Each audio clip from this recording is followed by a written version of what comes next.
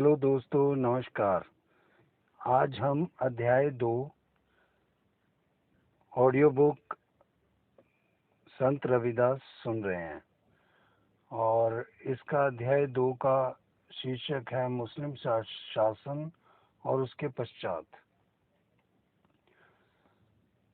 उत्तर भारत में अरब आक्रमणकारियों के रूप में आए थे और उनकी उदार नीति के कारण हिंदू मुस्लिम संस्कृतियों में संपर्क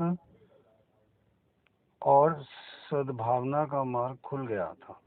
वे एक दूसरे को प्रभावित करते रहे और सामाजिक परिवर्तन होते रहे, परंतु इस बीच में हिंदुओं की सामाजिक अवस्था अच्छी न थी, जिसका कारण सामंतशाही और राजनीतिक फूट थी।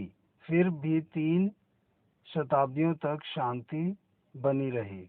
फारस और अफगानिस्तान में इस्लाम का प्रचार होने के पश्चात उत्तर पश्चिम से खूंखार और असभ्य तुर्की कबीलों ने धर्म के नाम पर लूटमार कर दी। ये लोग लुटेरे थे, धर्म तो केवल बहाना था। 14वीं शताब्दी तक मुस्लिम प्रभुत्व पूरी शक्ति के साथ उत्तर भारत में स्थापित हो चुका था। दक्षिण में कुछ राज्य अपने अस्तित्व के लिए लड़खड़ा रहे थे। प्रारंभ में आतंक और अपने पक्ष की सार्थकता को समर्थन देने के लिए सुल्तानों ने, जो लगभग विदेशी थे, अत्यधिक अत्याचार किए। यद्यपि सभी शासक क्रूर नहीं थे, फिर भी बीच बीच में कुछ शासकों की धर्मांधता और अत्याचारों के कारण आपसी अविश्वास और घृणा की भावना ने स्थान ले लिया था, क्योंकि उनकी प्रतिद्वंदिता के लिए भारत में कोई शक्ति शेष नहीं रही थी। प्रारंभिक तुर्क, जो कि सुल्तानों का शासन विलासिता का जीवन व्यतीत करते थे, उनके लिए इतना ही बहुत था कि वे इस्लाम का विधान लोगों पर थोप दें और आनंद से जीवन व्यतीत करें। भारतीय इतिहास में विदेशी आक्रमण तो होते रहे थे, परंतु यह आक्रमण एक नवीनता के लिए हुआ था। पहले आक्रमण जिन असभ्य जातियों ने किए थे, उनको भारत की समुन्नता संस्कृति ने सहज में आत्मसात कर लिया था, परंतु मुस्लिम शासन और उसके पश्चात इस्लाम के आने पर ऐसी समिश्रण और एकीकरण में बाधा आई। इसका कारण यह था कि एक ओर तो सरल और सीधा इस्लाम था, जिसमें सैनिक अनुशासन जैसी भावना थी, और दूसरी ओर उदार हिंदुत्व था, जो कर्मकांडों के कारण क्लिष्ट बन चुका था तथा जिसमें व्यक्तिवाद की भावना अधिक थी। इस्लाम एक संगठित और अनुदार संस्कृति लेकर आया था, जिसकी नीति धर्म पर आधारित थी। इसके सामने भारत की पुरातन राजनीति, सामाजिक और धार्मिक नीतियों की जड़ें हिल गई। इस चोट से भारत की उदार विचारधारा की विशाल हृदयता संकीर्णता में बदल गई। इसी कारण घर घर में देवता और अंधविश्वास का बोलबाला हुआ। वस्तुत इस्लाम का प्रारंभिक प्रचार मोहम्मद साहब के आदेश अरब कबीलों के लिए अवश्य थे, परंतु उनके अनुयायियों ने इन्हें विधान मानकर सभी जातियों के लिए प्रयुक्त किया। अरब और फारस के पश्चात उनका संपर्क संपन्न भारतीय संस्कृति के साथ हुआ, जिसे समझने में उन्हें अभी देर लगनी थी। साथ साथ भारत का अपना दुर्भाग्य भी था कि यहाँ की राजनीतिक और सामाजिक तथा धार्मिक स्थिति बहुत विकृत थी। इसलिए इस्लाम के साथ साथ जो भी खूंखार कबीले भारत में आए, उन्होंने यहाँ के लोगों का सम्मान नहीं किया। अभी तक हिंदुत्व पर कोई कठिन चोट नहीं आई थी। जैन धर्म से हिंदुत्व को कभी भय नहीं रहा बौद्ध धर्म हिंदुत्व का निकटतम प्रतिद्वंदी था, परंतु कर्मकांड और व्यवहारिक स्तर पर उसने भी ब्राह्मणवादी धर्म से इस प्रकार साम्य पैदा कर लिया था कि कालांतर में वह हिंदू धर्म का एक संप्रदाय ही बनकर रह गया। आर्यों के आने के पश्चात पहली बार भारत को एक नई स्थिति का सामना करना पड़ा था। सुल्तानी शासन, बहुत कुछ राजनैतिक अराजकता का काल था। अलाउद्दीन खिलजी धर्मांध था। तुगलक वंश की प्रशासनिक और आर्थिक स्थिति अच्छी नहीं थी। सैयद शासन चलाने में कमजोर थे। लोदियों ने कठोर शासन लागू किया था, परंतु सिकंदर लोदी प्रतापी शासक होने के साथ साथ धर्मांध और कट्टर शासक था। उसकी हिंदुओं के विरुद्ध क्रूरता जगत प्रसिद्ध है। वह जौनपुर के सिरकियों को नष्ट करना चाहता था, कदाचित इसीलिए कि वे हिंदू विचार स्वतंत्रता का समर्थन करते थे। कबीर साहब से संपर्क होने के पश्चात सिकंदर लोदी बदला हुआ मनुष्य दिखाई पड़ता है। तुर्कों के हमले के समय ही हिंदू समाज एक दुर्दशा का समाज था। निम्न वर्ग के लोगों का समाज में कोई सम्मानजनक स्थान नहीं था। मुसलमानों के आने के पश्चात अवस्था और भी बिगड़ गई। इस समय हिंदू समाज लगभग परिवर्तनहीन बना रहा और उसमें बहुत से विकार आ चुके थे। मुसलमानों में भी वर्ण विभाजन जैसी अवस्था पैदा हो गई थी। हिंदू चतुर्वर्ण को तो उन्होंने स्वीकार ही कर लिया था। दलित वर्गों का शोषण कहीं कहीं और भी बढ़ गया था, क्योंकि मुस्लिम शासक केवल उच्च वर्ग के लोगों से संपर्क रखना चाहते थे। उन्होंने किसान और लड़ाकू जातियों को ही अधिकतर मुसलमान बनाया था और हिंदुओं के निम्नतम वर्ग को तनिक भी आदर नहीं दिया जाता था। जातिवाद और भी दृढ़ होता जा रहा था। हिंदुत्व अनेक पाखंडों, मिथ्याचारों और बहिष्कारों से घिरा था। ब्राह्मण वर्ग ने अपनी परंपरागत सत्ता का दुरुपयोग करना प्रारंभ कर दिया था। अलौकिक और असाधारण सिद्धियां ही ऊंचे जीवन स्तर का चिन्ह मानी जाती थी। व्रत और अनुष्ठानों की भरमार थी।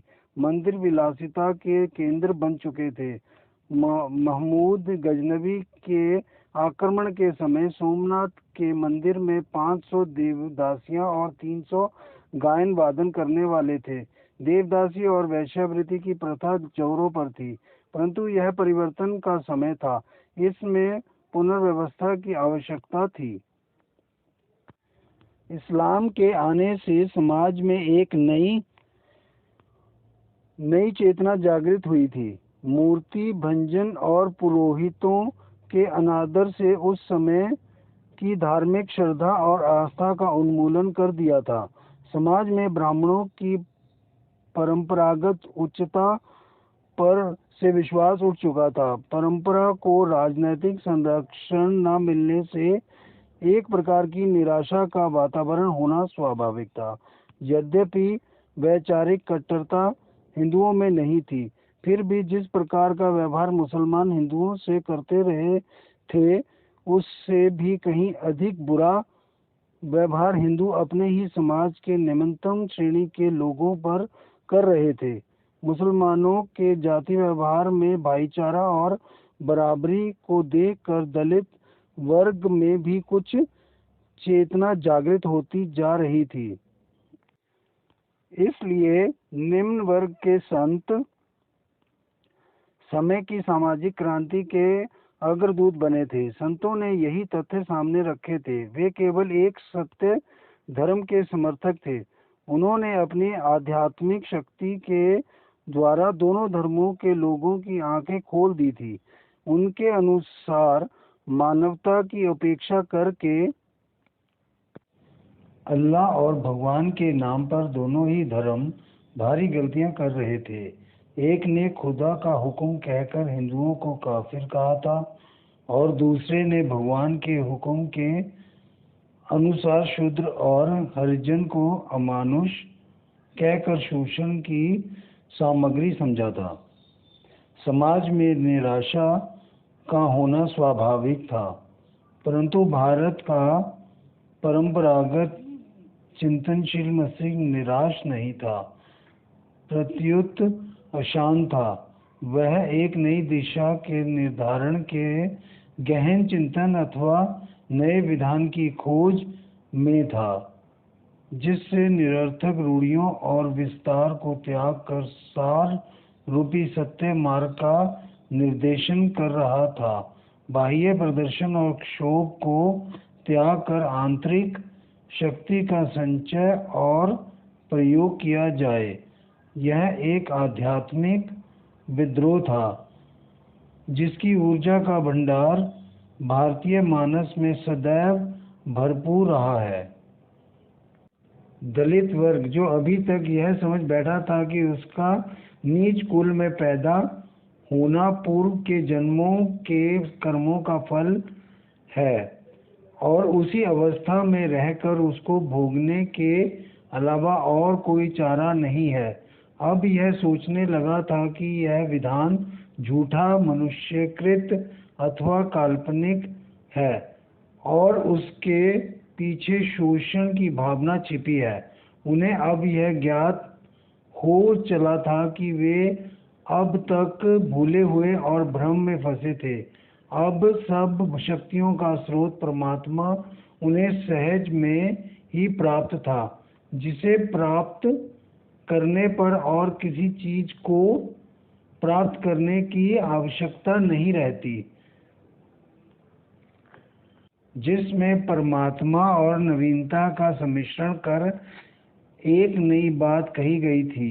यह एक नई दिशा का निर्देशन था और विद्रोह भी, क्योंकि उस समय के मनुष्यों को सत्य की रक्षा के लिए कुछ न कुछ काट छांट अवश्य करनी थी और साथ ही साथ सरलीकरण भी। जिस प्रकार एक सिपाही युद्ध के मैदान में कम से कम बोझा लेकर जाता है जिससे उसका विवेक और चेतना बनी रहे, उसी प्रकार से संतों ने भाषा और विद्वता का फालतू बोझ फेंक कर आध्यात्मिक युद्ध के लिए अंतर्ज्योति को प्रज्वलित किया और पूर्ण श्रद्धा और समर्पण के साथ भक्ति क्षेत्र में युद्धरत हुए।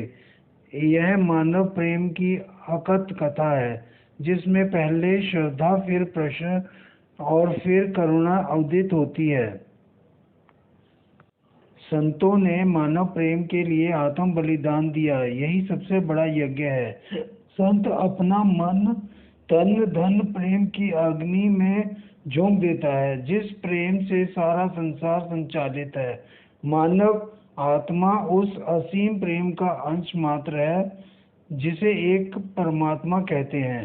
परमात्मा पूर्ण प्रेम रूप है। पूर्ण के लिए अंश का बलिदान मिलने का एक प्रतीक है।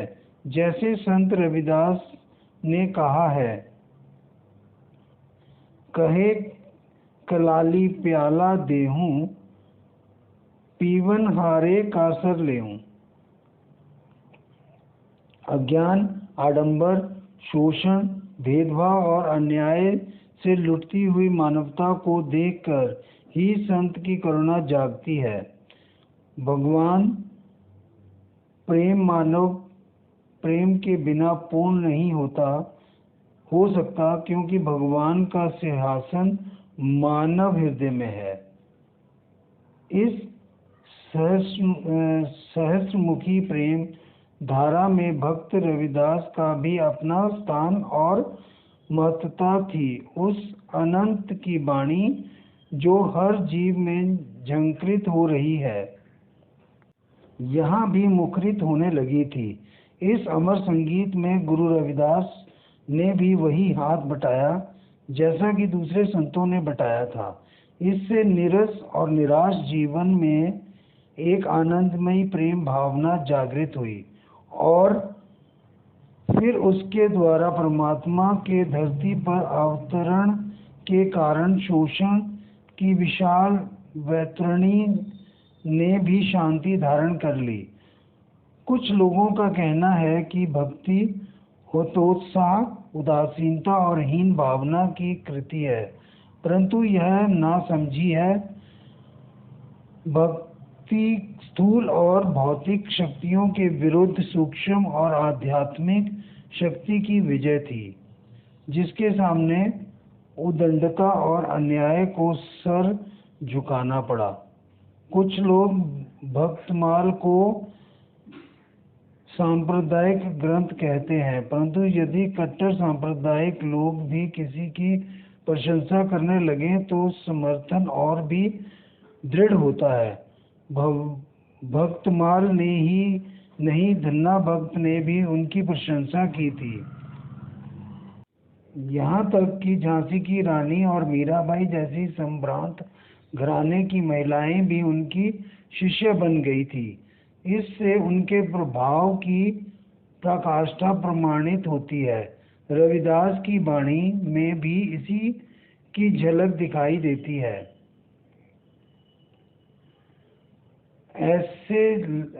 ऐसे लाज तुम बिन कौन करे, गरीब निवाज गुसैया मेरे माथ छत धरे।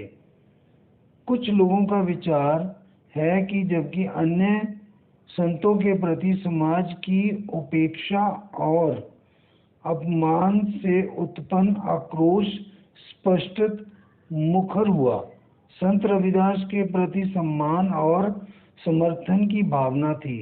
इसका एक ही कारण है कि संत रविदास ने बहुत कम अप्रिय सत्य बोलने का प्रयास किया।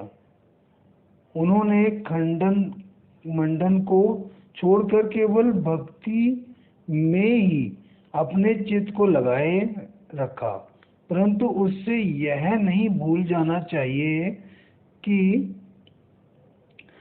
खंडन मंडन करके और समाज की कटुता की चिंता न करके जिन्होंने सत्य का प्रतिपादन करते हुए आगे का रास्ता साफ कर दिया था, उनको धन्यवाद दिए बिना गुरु रविदास आगे नहीं बढ़ सकते थे। इसलिए उन्होंने नामदेव और कबीर जैसे संतों का नाम बड़े सम्मान से लिया। इसी के साथ यह अध्याय समाप्त होता है। फिर मिलते हैं अगले अध्याय में। धन्यवाद दोस्तों।